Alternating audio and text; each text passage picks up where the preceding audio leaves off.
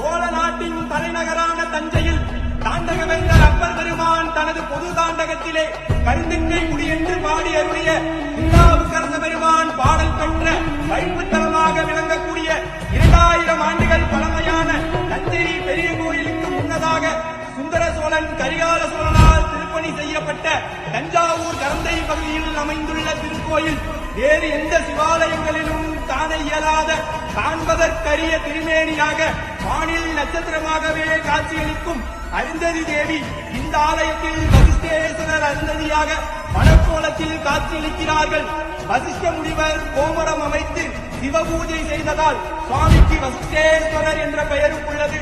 சோழ மன்னனின் கருங்குஷ்டம் நோயை தீர்த்து கருணா சுவாமி என்று பெயர் பெற்ற கருந்திட்டை குடி மகாதேவர் கரந்தை மக்களின் காவலன் சிவபூத கணங்களின் தலைவன் எங்களின் எஜமான் பெரிய நாயகி தாயார் உடனாகிய கரந்தை கருணா சுவாமி எழுந்தருள்கிறார். வருகிறார் வருகிறார் வருகிறார்.